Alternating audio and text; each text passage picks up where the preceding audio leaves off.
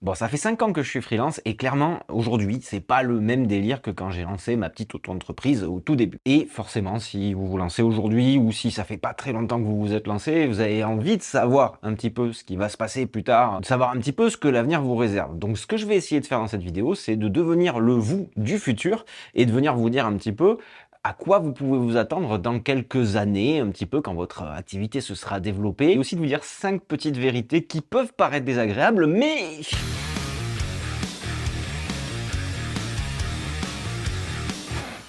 et salut les gens derrière l'écran, c'est François pour la chaîne Explique-moi encore. Toujours aussi heureux de vous retrouver pour une nouvelle vidéo. Ici, on parle de montage, de tournage, de faire des vidéos. Aujourd'hui, en particulier, on va parler un petit peu de vivre de la vidéo, de l'activité de vidéaste.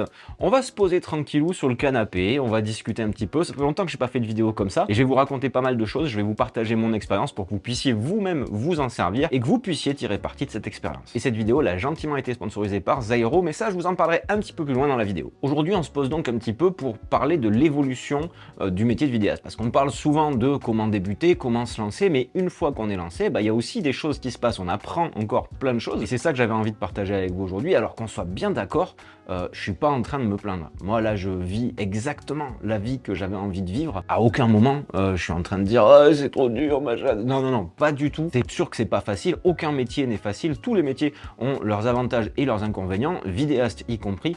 L'idée, c'est aussi de vous brosser un tableau qui soit réaliste, parce que souvent, on s'imagine que c'est le genre de métier où tout est cool, où tout est fantastique, et clairement, c'est un métier qui est génial, vraiment génial. Mais il faut quand même entendre qu'il y a des choses qui peuvent être un peu contraignantes, voire même un peu pesantes à certains moments, des vérités un petit peu compliquées. Et l'idée, c'est pas du tout non plus de vous décourager, bien au contraire, hein, si c'est quelque chose que vous avez envie de faire, si c'est quelque chose qui vous tient à cœur, si vous avez vraiment envie de créer des vidéos et d'en vivre, je vous encourage à fond à essayer et à vous donner au maximum. Mais ça n'empêche pas qu'il y a quand même des jours où je me pose la question, où je me dis est-ce que je repartirai pas dans une activité salariée? Est-ce que finalement ça serait pas un petit peu plus pépère? Bon, généralement je me pose pas la question très longtemps, mais je me la pose quand même et peut-être que vous vous la poserez aussi. C'est donc pour ça qu'aujourd'hui je vous parle de 5 vérités sur le métier de vidéaste et on va commencer par la première, l'auto-entreprise. Auto-entreprise ou micro-entreprise, hein, c'est les différentes dénominations.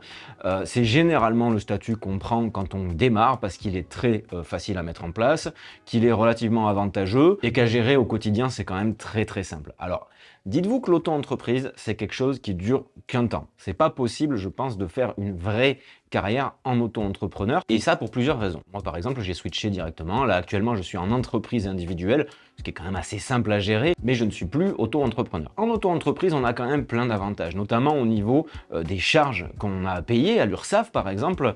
C'est assez léger au début parce qu'il y a des possibilités d'avoir des aides comme l'ACRE, par exemple, qui font qu'on paye quasiment aucune charge. Et une fois qu'on l'a plus, on est sur 25%, grosso modo. Donc ça veut dire que vous gardez 3/4 de ce que vous facturez, ce qui est plutôt pas mal, avec un plafond aux alentours des 35 000 €, sachant qu'on peut aller même jusqu'à 70 000, mais à ce moment-là, on passe à la TVA, donc on va devoir facturer la TVA, bref. Bon, ça c'est des trucs un petit peu techniques. Grosso modo, en auto-entreprise, la vie est simple, la vie est belle. On a l'impression aussi de gagner beaucoup de sous, hein, et en fait, on se rend compte qu'au final, c'est pas si avantageux que ça, notamment au niveau des dépenses. Quand vous êtes auto-entrepreneur, vous ne pouvez pas déduire vos dépenses de votre chiffre d'affaires. Vous êtes taxé sur votre chiffre d'affaires et pas sur votre bénéfice. Et le bénéfice, c'est ce qui vient dans vos poches au final. Le chiffre d'affaires n'est pas de l'argent gagné, va pas entièrement en tout cas.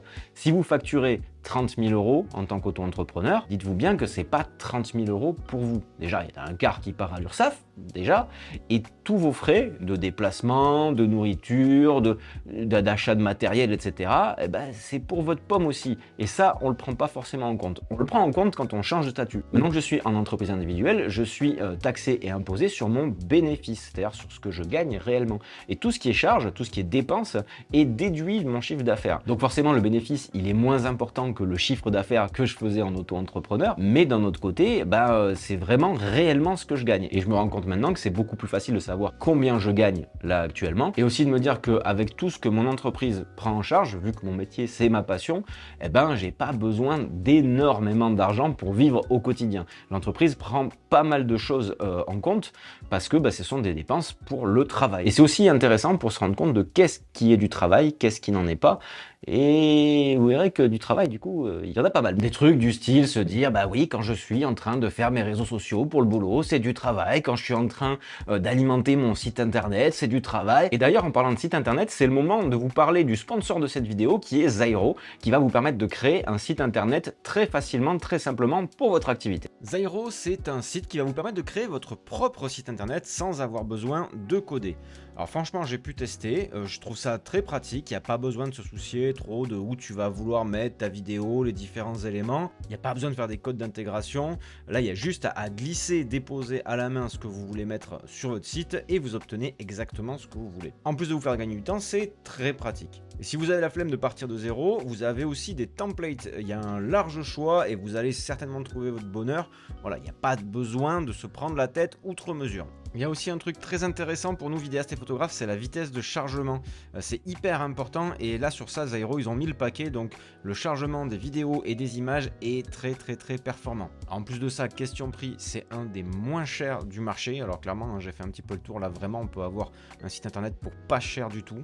Et si jamais ça vous intéresse d'utiliser Zairo pour créer votre site internet, eh ben magie, je vous propose un code qui vous permettra de bénéficier de 3 mois supplémentaires. Souscrivez à un plan annuel chez Zairo. Allez faire un tour, il y a tous les liens dans la description. L'autre vérité qui dérange un petit peu et qui peut faire un peu peur, c'est par rapport à la stabilité du métier et se dire que la réelle stabilité n'arrivera jamais. J'entends par rapport à la stabilité d'un CDI par exemple. Techniquement, quand on est salarié en CDI, à moins que la boîte ferme, à moins de quelque chose de très compliqué, techniquement on devrait garder le boulot, on a de quoi voir venir, on sait qu'on va pouvoir toucher le chômage si jamais il se passe quelque chose.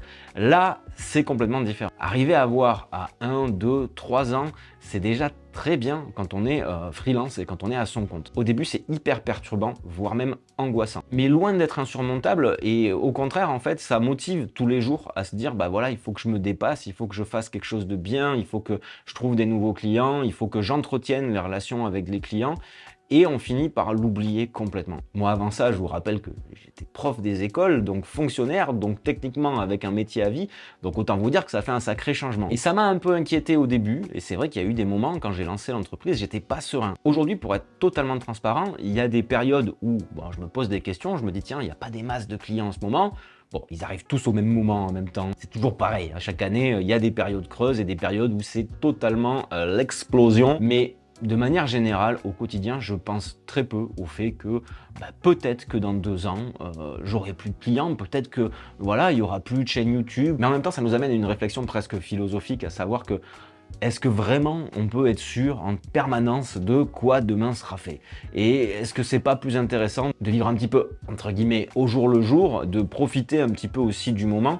Et c'est vrai que cette façon de vivre-là, moi, m'a permis de relativiser pas mal de choses et vraiment de kiffer et de pas être dans une routine, de toujours me remettre en question, de toujours essayer de faire de nouvelles choses et de m'amuser surtout. Donc quelque part, ce manque de stabilité, c'est un petit peu une illusion et c'est quelque part un mal pour un bien. Ça permet de voir les choses sous un angle différent. La troisième vérité, c'est que vous allez peut-être être sollicité et peut-être qu'on va vous trouver doué pour des choses que vous pensiez pas forcément faire au début, genre des vidéos sponsors sur YouTube. Parce qu'au départ, on se lance avec une idée peut-être assez précise de ce qu'on veut faire, comme par exemple des vidéos de voyage, comme par exemple des trucs hyper stylés, et en fait, un jour vous tombez sur un client, vous faites une vidéo et ça plaît de ouf. C'était pas ce à quoi vous vous attendez. Peut-être que vous avez fait une vidéo, je sais pas moi, sur de la pâtisserie, sur de la cuisine. C'était pas du tout ce vers quoi vous vous dirigiez au départ, mais n'empêche que ça marche et que c'est qualitatif et que ça fonctionne. Et ça peut amener une certaine déception, c'est-à-dire que le registre dans lequel vous vouliez aller, ça n'a pas forcément marché, mais il y en a d'autres qui fonctionnent. Et à moins que ce domaine vous déplaise et que ça vous fasse pas du tout kiffer de faire ces trucs-là, moi je vous conseille de persévérer justement dans cette branche où vous êtes doué, sans forcément vous y enfermer, mais il faut savoir voir la prestation là où elle est, aller la prendre là où elle est, parce qu'il y a des gens qui vont apprécier vos services, qui en ont besoin, et même si au départ c'était pas exactement ce vers quoi vous vous dirigiez, peut-être que vous pourrez y trouver votre compte. Et encore une fois, je suis pas en train de vous dire qu'il faut que vous alliez faire du film corporate alors que votre truc c'était de faire de la fiction. Faut vraiment pas faire le grand écart et arriver à faire quelque chose qui ne nous plaît pas à la base juste pour manger. Des fois on n'a pas trop le choix, mais l'idée c'est quand même de faire quelque chose qui vous plaît. Juste ce que je dis, c'est remettre en question. Peut-être qu'il y a une branche dans laquelle ce que je fais fonctionne et dans laquelle je peux m'éclater. La quatrième vérité, c'est que vous allez travailler beaucoup trop. Alors ça, on vous le dit souvent, mais être indépendant, être freelance, c'est quelque chose qui prend beaucoup de temps. Les 35 heures, c'est même pas la peine d'y penser, hein. Déjà, si vous arrivez à en faire 50, c'est plutôt cool. Mais faut pas se lancer là-dedans pour dire je vais être pépère, hein. Ça, c'est sûr et certain. Et du fait de ce que je vous disais sur le manque de stabilité, on va avoir tendance à travailler beaucoup pour essayer de s'assurer un maximum de revenus, pour pouvoir voir loin, et puis aussi pour se rassurer quelque part en se disant voilà, si je travaille beaucoup, je vais quand même bien gagner ma vie, ce qui peut être vrai, mais au détriment de son épanouissement personnel. Dans mon cas, je sais que je travaille énormément. Je fais des journées qui sont très longues, je travaille parfois le week-end, j'ai pas vraiment d'horaire, mais ça me pose pas forcément de problème. Et là, encore une fois, je parle pour moi, parce que en fait, ce métier, c'est ma passion, et que je m'épanouis au travers de ce métier, que je découvre de nouvelles choses, que j'apprends, que je fais des réalisations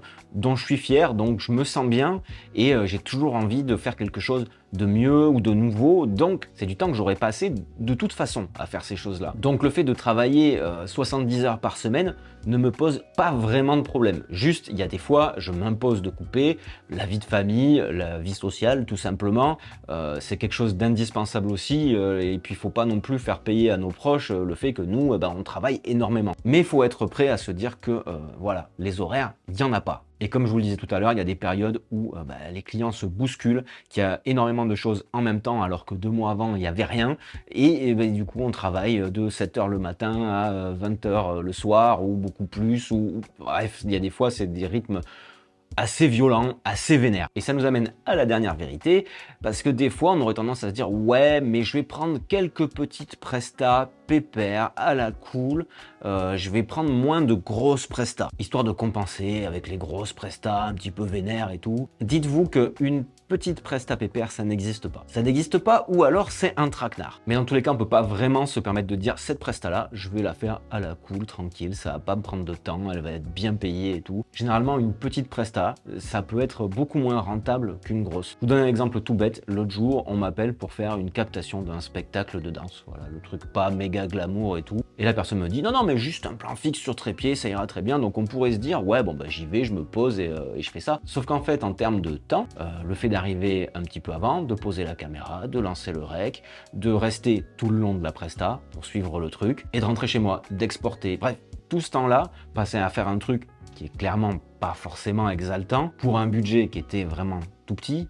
En même temps, d'un autre côté, c'est difficile de facturer très cher ce type de prestation-là parce que tu fais pas un truc incroyable non plus.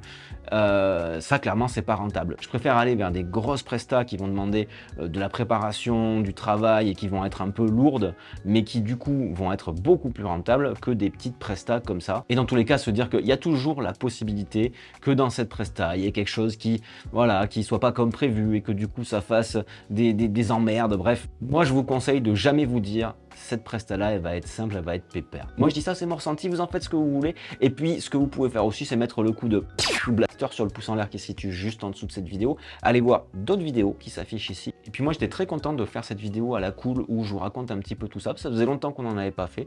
Et donc, je vous dis, restez curieux et à très bientôt pour une prochaine vidéo. Ciao!